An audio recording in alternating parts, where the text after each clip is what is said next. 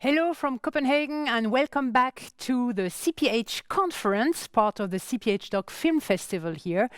And it is our fourth day. Today is Thursday. And did you know that like last Thursday was Earth Day? And the Thursday before, it was the birthday of our keynote speaker. Happy belated 23rd birthday. Happy Hilda, dear Hilda. And today it seems like Thursdays for future, right? We have to change this. So today, Thursday, 29th of April, is Rebellion Climate here at the CPH conference. And we're going to start this day immediately. So, and as you know, we start the day always with a big picture to inspire us to move forward, not so much to reflect today. I also talked with Hilda and we were no time. So that's why we invited an activist, somebody who's really doing it, to inspire you also to do it faster and quicker than in the next 10 years. And what for an activist? Give us the title of the session, please.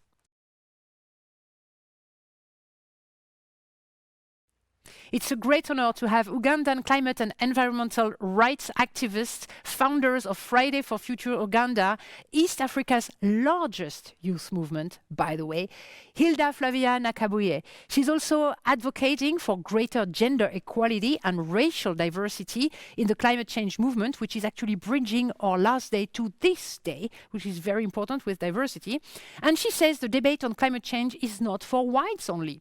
Absolutely, good point. And she's also bridging a lot of things because Hilda is also a protagonist of Their Future Children, screening here at the CPH Docs Film Festival this year. And she will be joined later after her keynote by the director of the film, Franz Boom. So good to see that young climate strikers see the power of speaking up, speaking out, sharing stories, changing the narrative and inspiring us. Let's have a look at the trailer to get into the mood before Flavia takes over. Hilda takes over. Thank you.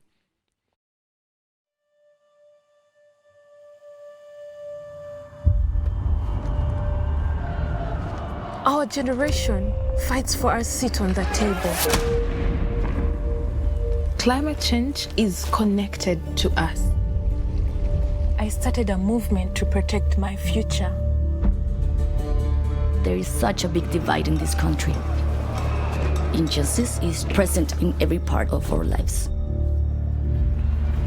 A dictatorship has nothing to do with our values. I'm not from China. I'm from Hong Kong. It's up to us to shape the future. It's better for my family not to know my role on the front line. We don't risk our future by protesting on the streets. Not going on the streets will risk our future way more. That day when I got beat up, I feel like I couldn't do that anymore. When they shoot us right on the face. I fear to fail. I'm very scared that they will know my name and my family's. We already lost so many battles. We can't risk losing this one. I ask myself if I am the right person to lead the movement. Being at the front line means a lot of risks. I don't know what will happen next. I really don't want to be the next face on this wall. Fear is their biggest weapon against us. People of my age stand up.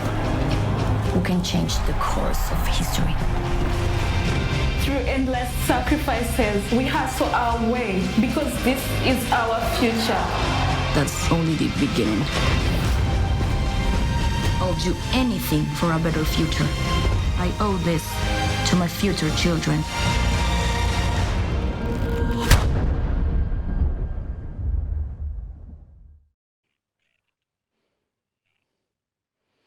So I just hear that we have some problems to connect with Hilda right now.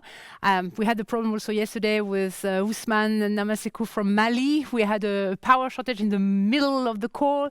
So don't know if Hilda is in Uganda today. So that's the transcontinental connection is a little bit lacking. So we have a couple of minutes probably to join her. And in the meanwhile, wonderful, we have with us the maker of the film, so Franz Boom. It's great to have you here with me, and we start with you. That's fantastic. We are here flexible, and yes, absolutely. This is great. So, Franz, let me introduce you properly. I didn't have the time right now. You started at 16 in the film industry. I mean, you're not so much older, but okay, that's a couple of years ago.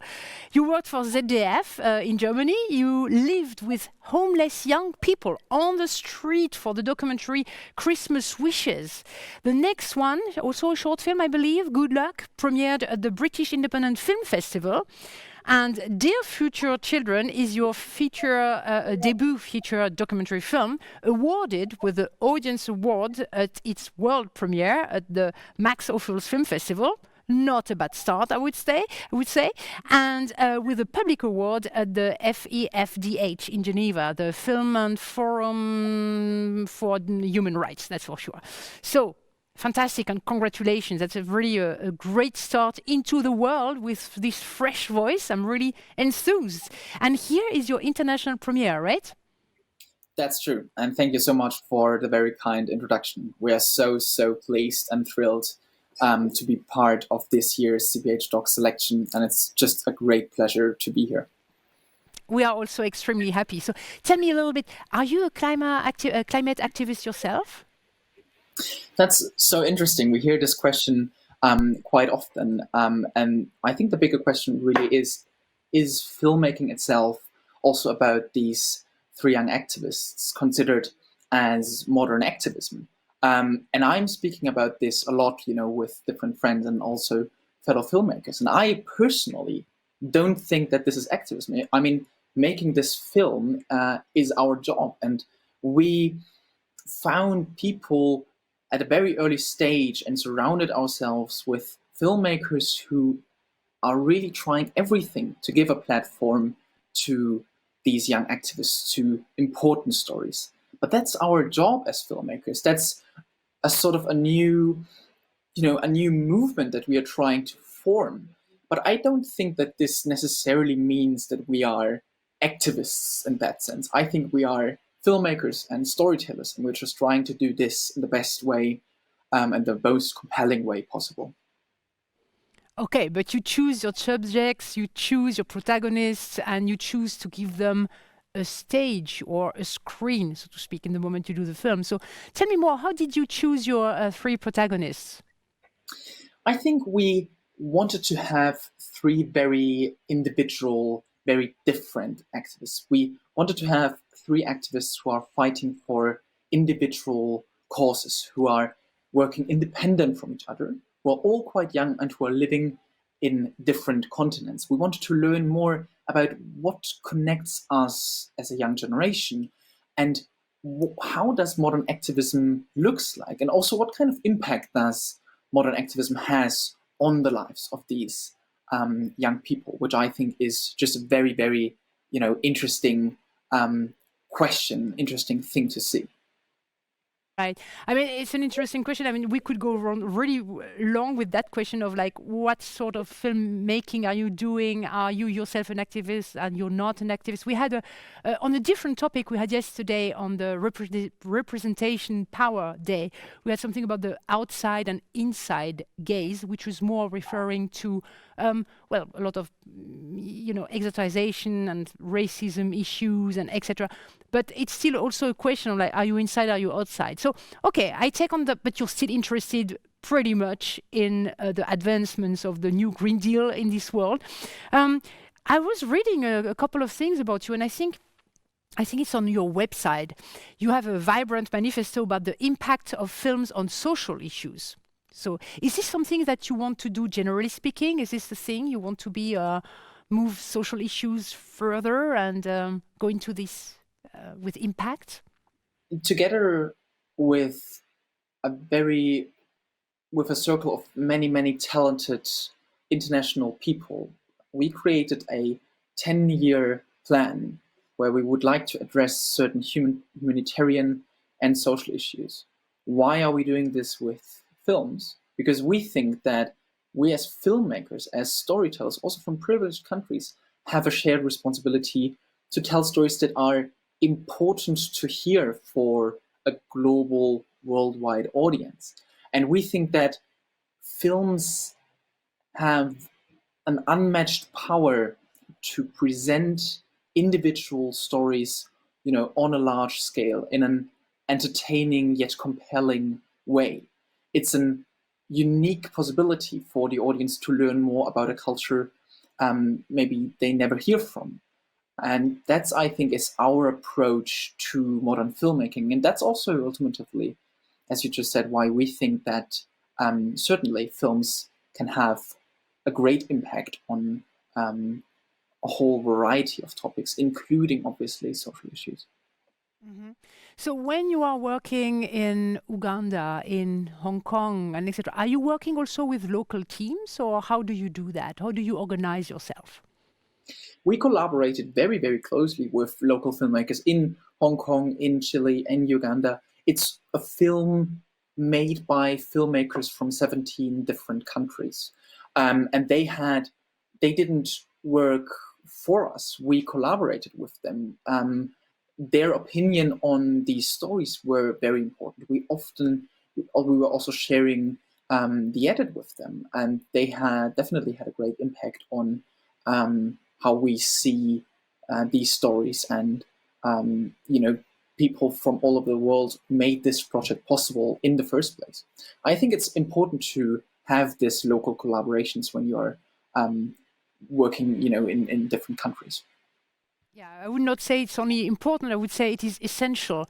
Otherwise, there is also the danger to be there as the privileged person going into countries you want to help and you want to refer to, probably. So I think it's great that you are collaborating with local teams and etc. Talking about the making of the film, we want also to explore today. You maybe saw the session before with check-in and check-up, and what are you doing yourself as a filmmaker, and are you yourself doing green filming, so to speak? Are you filming green? Are you taking care of how you do the shooting and etc.? What sort of measures did you take yourself? We have a whole catalog of measures that people can also see on our website, I think, where we are presenting our strategy, our approach for filmmaking that is, sustainable in a long way also. We obviously had very limited resources, a very limited budget, but we tried everything to make this project as you just mentioned, as green as possible. That included, for example, we had to fly to these different locations, but we paid this kind of fee that you can pay. We had a whole catalog of measures when it came to the post-production, which happened mostly in Europe. And we are exploring these kind of measures also for future projects and also for other projects. Let me also say that we had to deal with quite a lot of interference from other groups who are trying to stop the project in a way, and we're also sharing knowledge and tools to stop that with fellow filmmakers. And we're often speaking, at different conferences with people to really explore how we can present the values that we would like to see in other films, in our films as well. Did I have a sort of acoustic problem? Did I understand that you had some resistance to do this project? Some people trying to stop your project? Did I understand that right? Yes, that's true. We had a few people who were not quite happy that we are showing a Hong Kong activist, and therefore an activist who is, obviously criticizing the Chinese government also in a way. So we had a whole variety of attempts to stop our project or to endanger our project. We had hacking attacks on our bank account, on our servers. We had multiple threats. It's something that we explored during this project. It was a very unique experience. And I think it's just our responsibility. It's very important for us to prepare ourselves for future projects, but also, again, to share that knowledge with fellow filmmakers who are maybe going similar paths. It's very interesting for me because 2 days ago I had the opportunity, 3 days ago I had the opportunity to interview Ai Weiwei on the future of political documentary filmmaking, and now I have you, so fresh and so young into, I mean, on the other side of the scale of the experience, so to speak. And Ai Weiwei was not really super optimistic. He was having he was seeing some dark sides about the future of the political filmmaking, and after the interview we had with Ted Hope, also it was feeling like streamers, the power, which is the place of the independent ones with very specific voices. I would love to see how you see this, you being at the beginning of your career and you start really nicely, right? So how you see this? What is your vision about this? What do you want to move there on political filmmaking? I totally understand that people like Ai Weiwei are not that optimistic about that. I also wouldn't say that I'm optimistic or hopeful about this situation. Let me be completely honest here. And the kinds of threats that we received during this project, it was challenging to keep a clear head and to stay concentrated. And we had a collaboration with a US university to kind of counter that and to protect our project, but that was hell of a work. So I don't want to spread any wrong optimism here. I think the only way how we can turn this around, if that's something we would like to do, my team and I certainly want to, is that we underscore the importance also of in-person screenings, the importance of having a worldwide global community who cares deeply about the issues that we are speaking about in the film, and to make these films as accessible as anyhow possible. If streaming services are unhappy with this, we need to find alternatives. If that includes many, cinema tours and having in-person screenings in different town halls with different institutions, then fine, I'm more than happy to do that. I think it's important to understand, we as a generation, also we as a film team, we want to tell these stories. And if there are no opportunities presented to us, we will just go and get them, because that won't stop people like, us who are trying to resist all these hatred for such a long time. We will find an alternative way. And if there is no alternative way, we'll make one. We can't always be stopped by fear, I would say, because that's ultimately what it's all about. People, like the people who are sending us death threats, are just trying to create fear, and we can't let them succeed with that. We can't let them go away with that. And that includes, to counter that, that also includes having a kind of a courage without compromises. That sounds good. I think there is also a sort of a power coming together when you do also things collectively. Tomorrow, the day 5 is dedicated to collective work and initiatives and companies who are using the crowd as a power also. And are you also working collectively maybe with other filmmakers which have the same kind of vision on social impact? Absolutely. I mean, that's obviously the key for future filmmaking, also for future successful filmmaking, is I think to have a strong support network around you, to share knowledge with other filmmakers. That's something we do on a daily basis. I spoke to other filmmakers this morning, and we shared our experiences, especially with this hatred coming, especially from China, if I'm allowed to say that. And it's important that we learn from each other and that we strengthen each other, that we support each other. I think that's one of the only ways on how to continue from here. You said also referring to your website again, because it's striking me. You said, so after this vibrant manifesto I was talking about before, about the impact of film on social issues. So you said the power of film is still underrated. Do you really think we don't get the what we can do with film? And I'm thinking about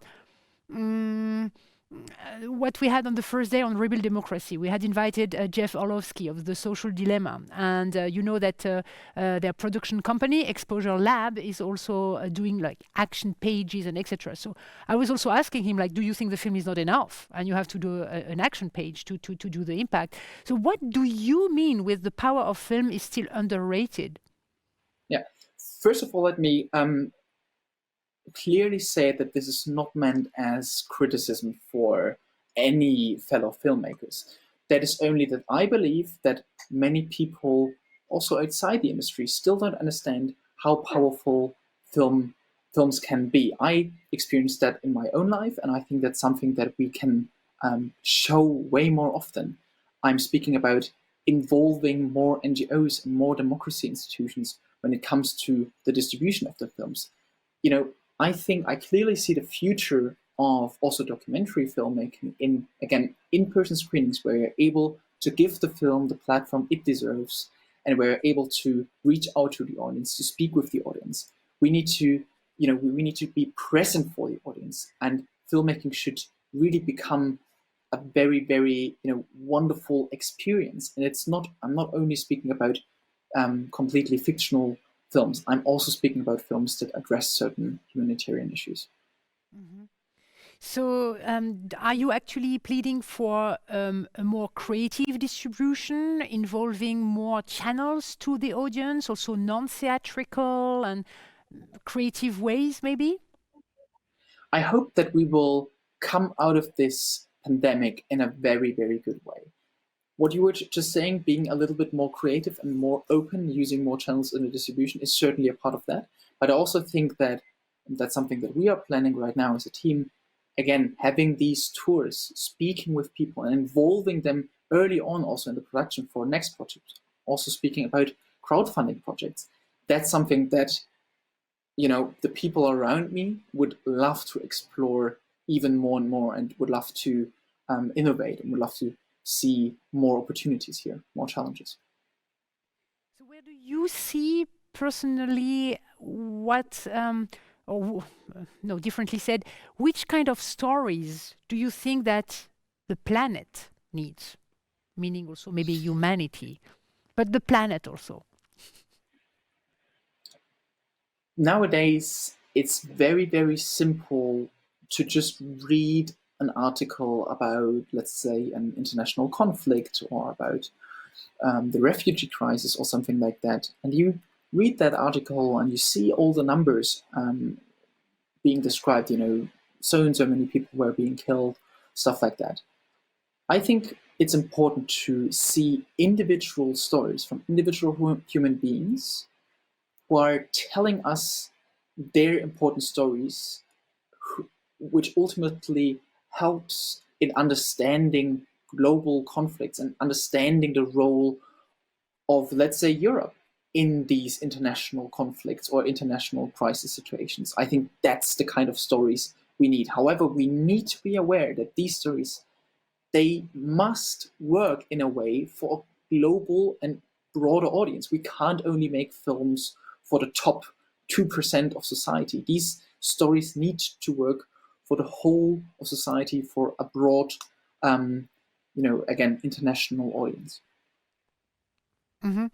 It reminds me of what Usman Azamasuke was saying yesterday about The Last Shelter. It is a wonderful poetic film, really shot with fantastic cinematography, and every picture is saying about the melancholy of kids who have been going abroad and leaving their families to be able to nourish them, basically sending them money and leaving their countries from Mali.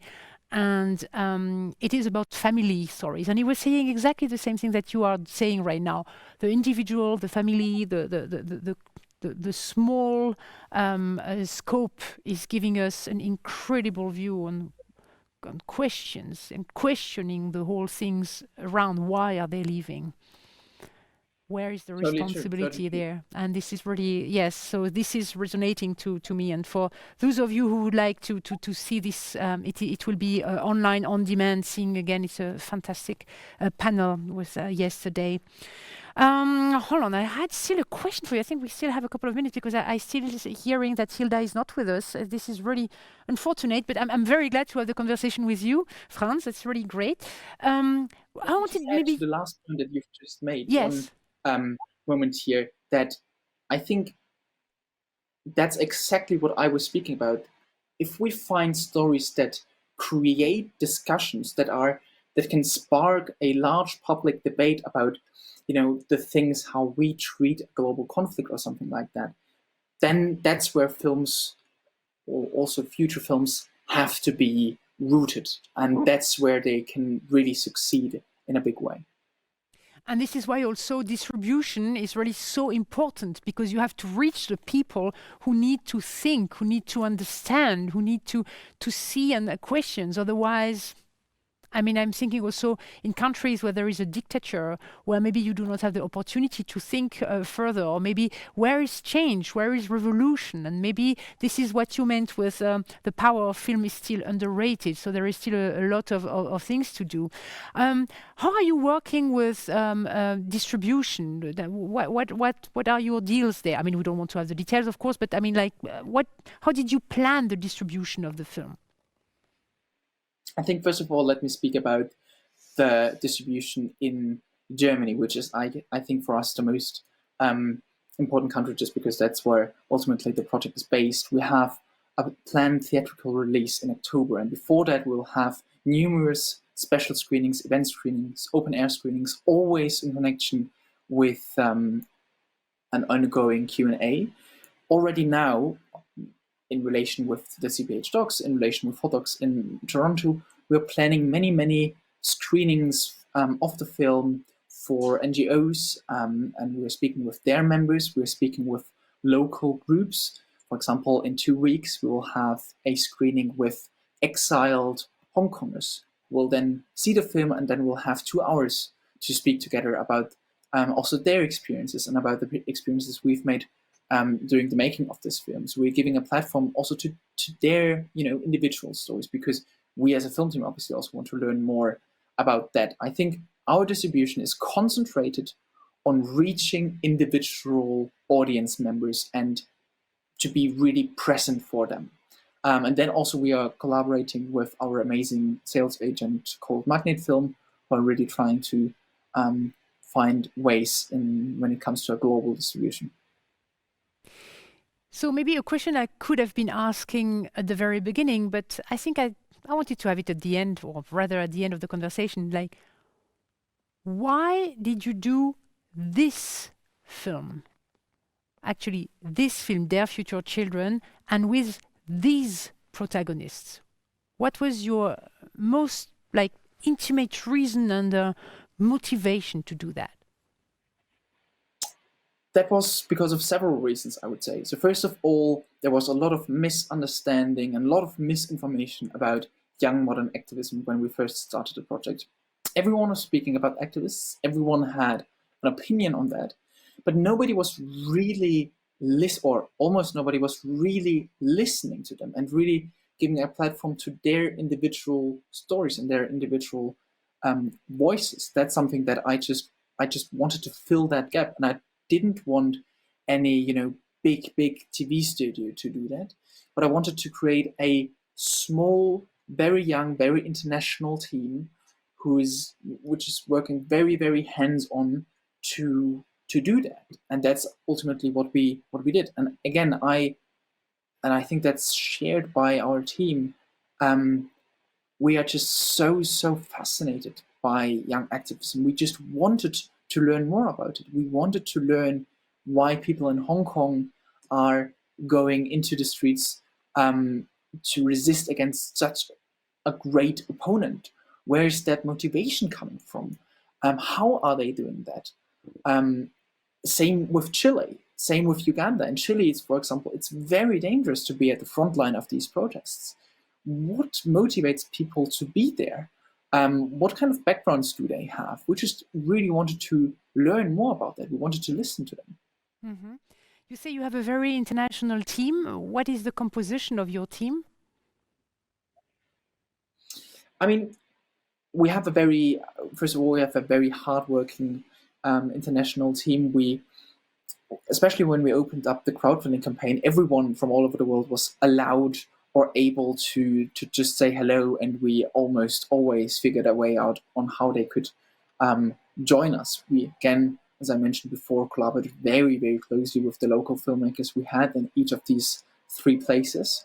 And again, people who I think were able to contribute to the project joined in very, very early. We had our amazing editor, Daniela Shamura, joining very, very early to do her very important work. And I think all the people in our team don't see themselves as, just a service provider for, let's say, the color grading or something like that. They all see themselves as a very important part of the project, which they absolutely are. Okay, I see we just have 1 minute left, and I'm so sorry that we didn't manage to get Hilda, but it gave me a great opportunity to talk to you. So for my last question, what is your next project? Our next project tells the story of a very, very brave journalist, and unfortunately I'm not allowed to say more, but it will be true story based fictional feature-length film. Oh, it will be fiction. I'm not able to hear you at the moment, but Yes, will it be fiction? It will be fiction, but heavily true story based, yeah. Oh, that's fantastic. Well, I don't know, Franz, did you have the opportunity to have a look at the first day about rebuilt democracy? There are a couple of things about investigative journalism and etc. documentary filmmaking. I hope you enjoy the program at any case. And I wish you all the best for your next project. I won't tell anyone anyway. You have a great way in front of you, a great road opening up. Drive it, do it, bring the impact you're talking about on your website in real life. It was very inspiring, certainly for other young filmmakers. And thank you very much. And good luck with the film at any case, and good success to you. Thank you so much.